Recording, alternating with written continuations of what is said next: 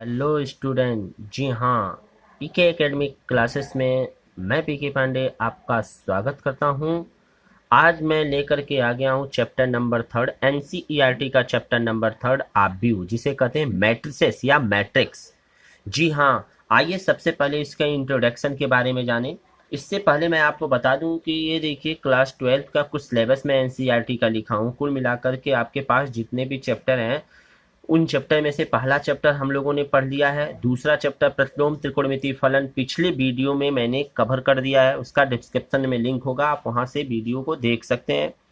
Third point जो है, third chapter, वो आब्यू यानी मैट्रिसेस, यानी ये हमारा चैप्टर इंपॉर्टेंट चैप्टर है, इसी को हमको स्टार्ट कर रहे हैं। चैप्टर नंबर थर्ड, वैसे प्राइवेट बुकों से देखें तो ये चैप्टर नंबर 5वां है। ठीक है, आइए देखते हैं आब्यू।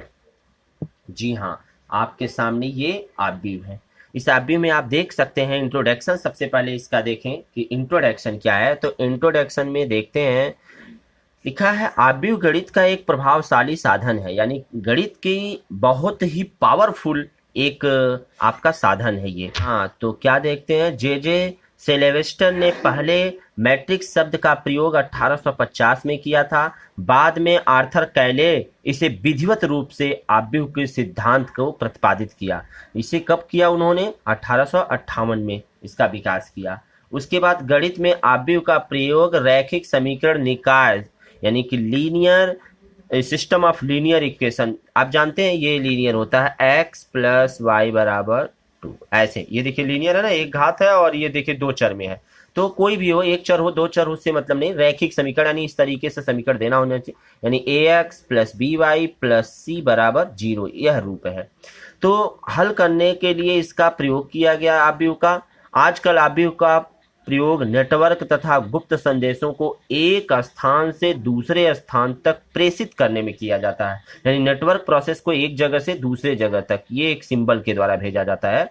इसका प्रयोग ज्ञान की शाखाओं, मतलब विज्ञान की शाखाओं, मतलब जिससे हमको नॉलेज मिलता है, जैसे इंजीनियरिंग क्षेत्र में, परमाणु भौतिक क्षेत्र में, समाजशास्त्र क्षेत्र में, अर्थशास्त्र में, वाणिज्य में आदि बड़े रूपों में इसका प्रयोग किया जाता है। यानी मैट्रिक्स अगर देखें तो हमारे दैनिक जीवन में इसका प्रयोग बहुत है। अब ये जरूरी नहीं है कि हम इसका प्रयोग करें तो हमारे दैनिक जीवन में, ये हमारे रिस्पेक्ट में जो आसपास के जहां इसकी जरूरत है वहां पर इसका प्रयोग किया जाता है। ठीक है, आप अगर इस क्षेत्र से जुड़े हैं तो आपको भी ये सारी चीजें देखने को मिलेगा। आइए आगे देखते हैं। हाँ, यदि हम टॉपिक की बात करते हैं तो इसमें बहुत सारे टॉपिक, यानी 5 पॉइंट मिलता है। पहला है आब्यू तथा इसके प्रकार, तो इसमें 2 पार्ट पढ़ाएंगे आपको। आब्यू एक अलग पार्ट पढ़ाएंगे इंट्रोडक्शन, और इसके प्रकार अलग पार्ट में पढ़ाएंगे। तो पहला पार्ट आब्यू से रिलेटेड डेफिनेशन रहेगा, फिर इसके बहुत सारे पार्ट रहेंगे इसमें। ठीक, आव्यूहों पर संक्रियाएं, यानी कैसे एक आव्यूह को दूसरे आव्यूह पे संक्रिया किया जाता है, ये पढ़ेंगे।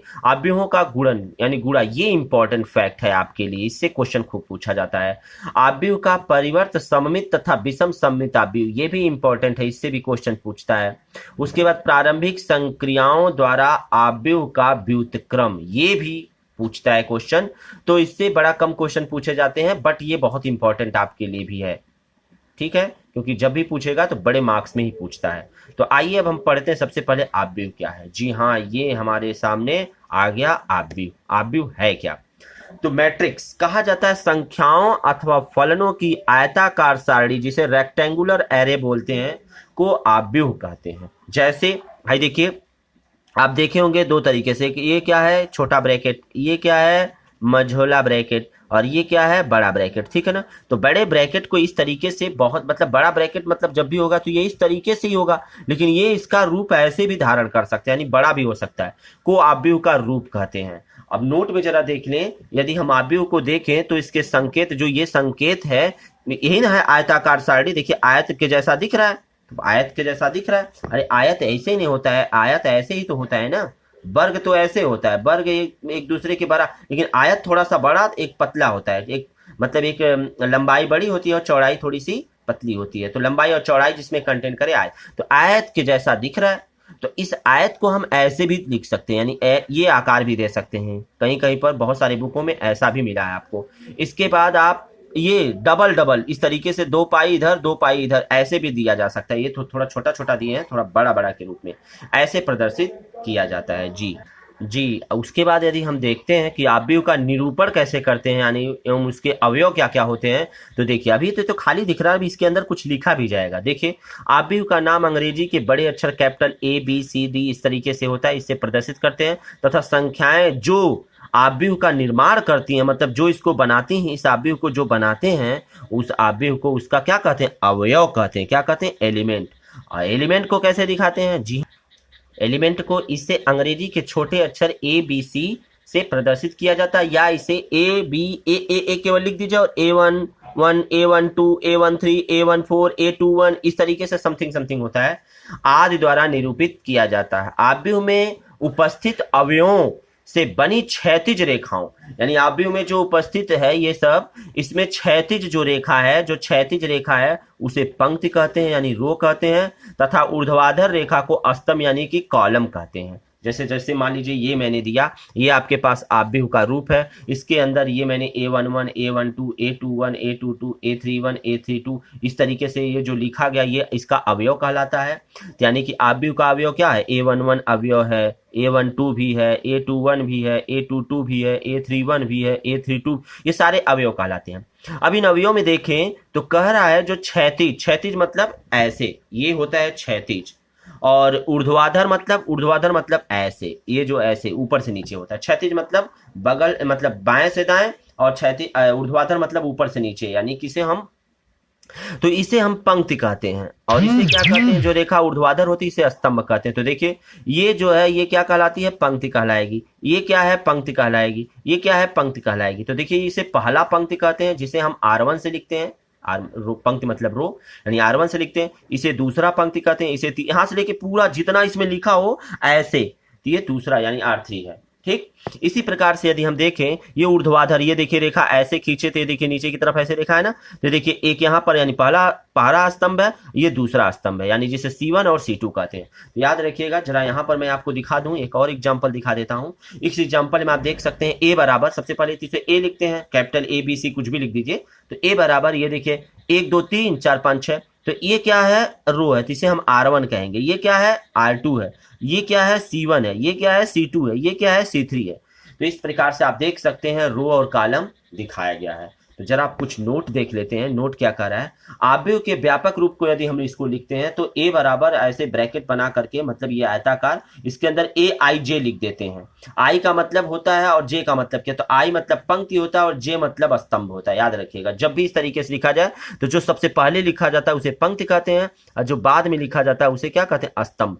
यहाँ भी अब और ये देखिए यम क्रॉसियन, ये इसका आर्डर है, अभी आगे पढ़ाएंगे आपको कोटि क्या होती है, तो ये कोटि है। तो यहाँ देख सकते हैं ये जो है ये अवयव है किसका? AIJ में अगर देखें तो I पंक्ति तथा J किसको? स्तंभ को दर्शाता है। ठीक है, आइए जरा आव्यूह की कोटि देखते हैं कि आव्यूह की कोटि क्या होती है। जी हाँ, कोटि की अगर बात करें, ऑर्डर ऑफ मैट्रिक्स, तो कहते हैं किसी आव्यूह में मान लीजिए कितने पंक्ति हैं? यम पंक्तियां हैं, यानी ये जो इस तरीके से ये जो पंक्ति है ये कितने हैं? यम यम ऐसे करें, 1 2 3 4 5 6 ऐसे करते हुए यम पंक्ति। जैसे यहाँ पर मैं चर्चा कर लूँ, ऐसे थोड़ा सा चर्चा कर लूँ, ऐसे ऐसे ये जो है ये कितने हैं? ये टोटल पंक्ति जो है यम है। और जो स्तंभ कह रहा है वो कह रहा है यन है। स्तंभ मतलब ऐसे ऐसे ऐसे ऐसे ऐसे स्तंभ, ये कितना है? यन है। तो कह रहा है तब आव्यूह यम क्रॉस यन, देखिए यम क्रॉस यन, यम गुणे यन, गुणे मतलब यम क्रॉस यन जो होता है इसे ही क्या कहते हैं? आव्यूह का कोटि कहते हैं। जी आइए जरा आगे देखते हैं। अगर हम चर्चा करें किसी आव्यूह की कोटि को, तो उस आव्यूह में स्थित पंक्तियों की संख्या गुणे स्तंभों की, अथवा इसे दूसरा डेफिनेशन है ये, किसी आव्यूह की कोटि को उस आव्यूह में स्थित पंक्तियों की संख्या गुणे स्तंभों की संख्या द्वारा निरूपित किया जाता है। यानी किसी भी कोटि को क्या करते हैं? पंक्तियों और स्तंभों की संख्या का गुणनफल किया जाता है। ठीक है, जैसे यम क्रॉस यन, यम पंक्ति है, यन क्या है? स्तंभ। तो यम क्रॉस यन आव्यूह है। और इसे हम किस प्रकार से दिखाते हैं, जरा देखिए। सबसे पहले हमने एक आव्यूह बनाया, इसके अंदर यहां से A11 A12 A13, तो हाई देखिए 1 1 1 1 हर जगह आ रहा है, यानी ये पहला क्या है? ये पंक्ति है। और ये क्या स्तंभ है, तो ये देखिए पहला पंक्ति है, तो ये सब पहला पंक्ति है ना, तो हर जगह 1 1 1 1 1 1 ऐसे करके रहेगा। और ये जो ऐसे सिस्टम आ रहा है ये बदल रहा है, ये तो यहाँ देखिए पहला कॉलम है तो इसलिए 1 लिखा गया है, ये दूसरा कॉलम है इसलिए 2 लिखा गया है, ये तीसरा होगा 3, चौथा होगा 4, इसी और ये क्या है यनवा है इसलिए यन लिखा गया। इसी प्रकार से देखिए दूसरे में आएंगे तो A2, ये देखिए दूसरा पंक्ति हो गया यानी दूसरा रो हो गया, इसे 2 लिखेंगे, 2 2 2 2 हर जगह रहेगा, बस कॉलम बदल रहा है तो यहाँ 1 2 3 हो जाएगा। इसी प्रकार से आगे नीचे बढ़ेंगे करते जाएंगे, तो ये देखिए अब ये कौन सा है, यमुआ रो है, क्योंकि यम जो है वो रो है पंक्ति, तो यमुआ रो है, देखिए सब में यम यम है, और ऐसे ऐसे ऐसे ऐसे करते हुए क्या तक पहुंचा, 1 2 3 4 यन तक, यानी ये कॉलम है। ठीक है, तो इस प्रकार से इसे कह सकते हैं यम क्रॉस यन ऑर्डर। और ए आई जे इसे शॉर्ट फॉर्म में लिखेंगे ए आई जे यम क्रॉस यन, आई की जगह पर 1 2 3 4 और जे की जगह भी 1 2 3 4 रखकर चलते जाएंगे, ये चीज मिल जाएगा। इसको शॉर्ट फॉर्म में ऐसे भी लिखा जाता है, जहां यम पंक्तियों की संख्या को दर्शाता है और यन क्या है, स्तंभों की संख्या। तो यम क्या है, पंक्तियों की संख्या, यन क्या है, स्तंभों की संख्या। आइए जरा सांकेतिक रूप इसका देखते हैं, इसी को ही सांकेतिक रूप कहते हैं। तो ए बराबर ए आई जे यम क्रॉस यन, जहां ए आई जे में आई और जे क्या है क्रमशः, यानी आई पंक्ति है और जे क्या है, स्तंभ है। ठीक, इस प्रकार से अगर हम नोट देखेंगे तो आईवीं पंक्ति तथा जेवें स्तंभ अवयव को आव्यूह का आई जे इस तरीके से ब्रैकेट में लिख देंगे, आई जे वहां अवयव भी कहते हैं, यानी आई और जे को अगर मिला दिया जाए इनसे जो अवयव बनता है उनको आई जे वहां अवयव भी कहते हैं। ठीक है ना। आइए कुछ एग्जाम्पल देखते हैं, जैसे 1 2 3 4 5 6, तो इसमें देख लीजिए ये क्या है, पहला C1 है, पहला रो है, पहला कॉलम है, ये क्या है, दूसरा कॉलम है, हाई देखिए क्या है, ये R1 है, ये क्या है R2 है, ये क्या है R3 है, ऐसे है ना।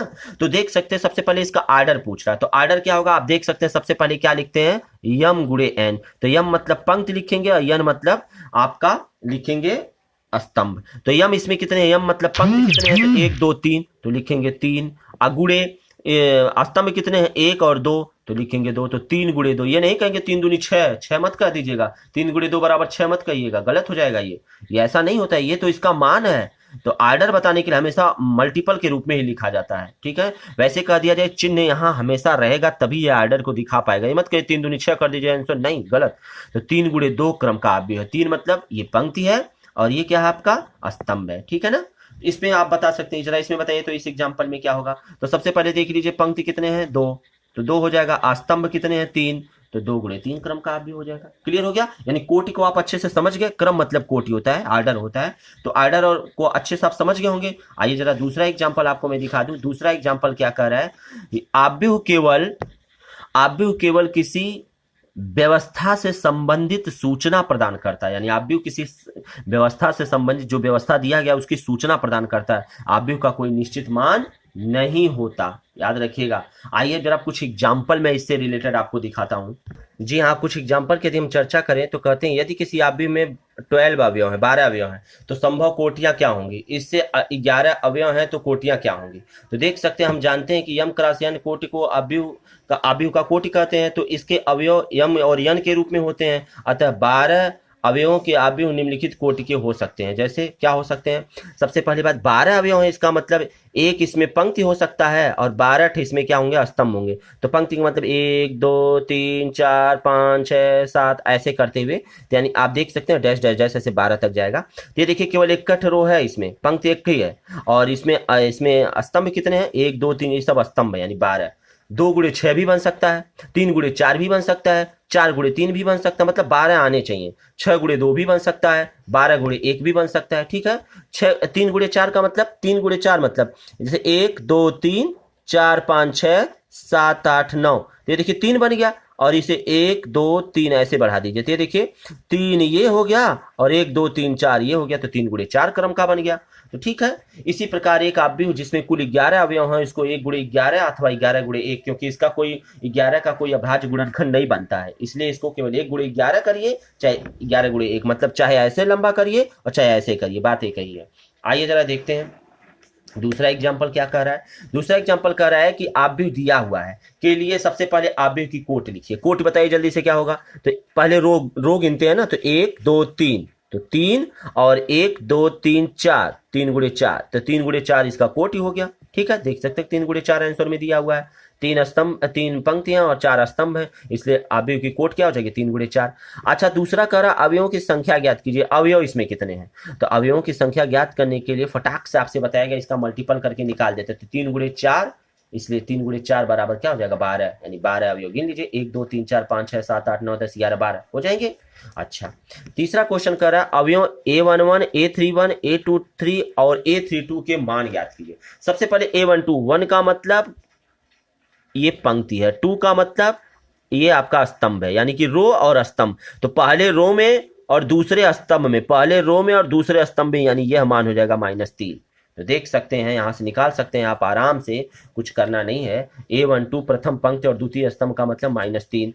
A31 का मतलब क्या हुआ, तृतीय पंक्ति और 1 यानी पहला स्तंभ, इसलिए तृतीय पंक्ति क्या है, ये है, और पहला स्तंभ ये, यानी -3/2 हो गया। ठीक, इसी प्रकार से आप A23 भी निकाल सकते हैं। A23 निकालेंगे तो सबसे पहले देख लीजिए इसमें A2 क्या है, 2 मतलब स्तंभ ए पंक्ति, और 3 मतलब हो गया कॉलम, तो ये ऐसे ऐसे यानी 5 हो जाएगा। तो देख सकते हैं यहाँ पर 5, A32 का मतलब निकालेंगे तो 6 हो जाएगा। ठीक है, इस प्रकार से आपने इन सारे फैक्ट को देखा, अतः मुझे उम्मीद है कि आप इस एग्जाम्पल से कुछ समझे होंगे। ठीक है, आगे हम देखते हैं कुछ पॉइंट। जी हाँ, अगला पॉइंट हमारा है अवयवों का निर्माण कैसे होता है, यानी फॉर्मेशन ऑफ मैट्रिक्स, यानी कोई कंडीशन दिया हो उससे अवयव कैसे बनाते हैं। कभी कभी अवयव के अवयवों और कोटि में एक संबंध दिया जाता है, जिससे ऐसा अवयव बनाना होता है जिसे कि सभी अवयव इस संबंध को संतुष्ट करें। इसके लिए दी गई कोटि के अनुसार संबंध आई और जे के विभिन्न मान रख करके विभिन्न अवयव ज्ञात करते हैं अलग अलग, और फिर इन्हें अवयव रूप में लिखते हैं। जैसे देखिए, आपको एक मैं क्वेश्चन दे रहा हूं, जैसे एक दिया है 2 गुणे 3 अवयव, यानी A बराबर AIJ की रचना करना है, और इसके लिए कंडीशन, ये जो अवयव दिया है उसका कंडीशन ये दिया है। तो सबसे पहले मैं आपसे बता दूं, सबसे पहले यहां पर अवयव निकालेंगे हम 2 गुणे 3। तो 2 गुणे 3 का मतलब, 2 गुणे 3 का मतलब यदि हम देखेंगे तो 2 का मतलब क्या है, रो है, ठीक, और 3 का मतलब क्या है, ये आपका कॉलम है, कॉलम है। तो अगर हम इसको अवयव के रूप में बनाएंगे तो ये देखिए ऐसे बनेगा, ध्यान दीजिएगा, 2 गुणे 3 यानी A11 A12 3 दिया है ना, A13 A21 A22 A23। ठीक, तो भाई देखिए कितने हो गए, 2 ठे इसमें रो हो गए, और 1 2 3 3 ठे कॉलम हो गए। ये देख सकते हैं R1 है, ये R2 है, ये C1 है, ये C2, ये C3। अब हमको क्या करना है, इसी का मान निकाल करके रखना है। तो AIJ का मान रखा है, तो सबसे पहले AIJ, जैसे मान लीजिए AIJ बराबर आपका दिया है I माइनस J बटे I प्लस J दिया है ना। अगर इसको हम देखते हैं तो सबसे पहले यहां से 1 1 निकालेंगे, तो A11, तो ये देखिए I की जगह 1 है, J की जगह 1 है, तो रखेंगे, तो यहाँ हो जाएगा 1 माइनस 1 बटे 1 प्लस 1 बराबर 0 बटे 2 बराबर 0 हो जाएगा। इसी प्रकार से A12 निकाल लेंगे दूसरा वाला, तो A12 मतलब 1 के जगह पर, I के जगह पर 1 रखेंगे, J के जगह पर 2 रखेंगे इसमें, तो रखिए, तो यह हो जाएगा 1 माइनस 2 बाई 1 प्लस 2 बराबर हो जाएगा -1/3, तो इसके जगह पर -1/3। इसी प्रकार से वैल्यू को निकाल लेंगे। आइए जरा इसको मैं दिखाता हूं कि कैसे ये लगता है। जी आप देख सकते हैं, दिया हुआ क्वेश्चन है, A 2 गुणे 3 अवयव इतनी की रचना करना है, जबकि ये कंडीशन दिया। तो सबसे पहले क्या करेंगे, 2 गुणे 3 का एक हम क्या लिख लेंगे, अवयव, यानी आर्डर 2 गुणे 3 है। अब इसमें दिया हुआ कंडीशन है, इसी कंडीशन पे हम मान रखेंगे। तो सबसे पहले A11 ज्ञात करने के लिए I बराबर 1 और J बराबर 1 रखेंगे यहाँ पर, तो रखेंगे तो ये 0 प्राप्त हो जाएगा। इसी प्रकार से A12 निकाल लेंगे, इसी प्रकार से A13 निकाल लेंगे, इसी प्रकार से A21 A22 A23 सारे की वैल्यू निकाल लेंगे। यहाँ पर देख लीजिए, ये सब वैल्यू निकाल करके, यानी A23 का मान, अब क्या करेंगे, इसी में ले जा करके सबकी वैल्यू पुट कर देंगे। तो यहाँ देख सकते हैं वैल्यू पुट किया जाएगा, ये देखिए इसका मान 0 दिया था, इसका मान -1/3, ये सब वैल्यू रखेंगे, अतः हमको एक अवयव देखिए ये प्राप्त हो गया, मैट्रिक्स प्राप्त हो गया। तो कितना आसानी से, कुछ करना नहीं, यानी कंडीशन दिया गया था, उसी कंडीशन, देखिए कंडीशन दिया गया था, इसी कंडीशन पे हमने क्या कर दिया, ये जो कंडीशन दिया है इसी कंडीशन से वैल्यू निकाल दिए हैं। ठीक है, तो यदि टॉपिक में देखेंगे तो अवयव तथा इसके प्रकार में, तो सबसे पहले अवयव को तो सारा फैक्ट मैंने पढ़ लिया, अब हमको प्रकार पढ़ना, क्या पढ़ना, प्रकार, इसको हम नेक्स्ट वीडियो में पढ़ाएंगे। तो आज के वीडियो में बस इतना ही रहने देते हैं। यदि वीडियो अच्छा लगा हो तो लाइक तथा शेयर जरूर करें, और हाँ, यदि आप चैनल पे नए जुड़े हो तो चैनल को सब्सक्राइब करके बेल आइकन जरूर दबा लें। आज के लिए बस इतना ही, तब तक के लिए धन्यवाद।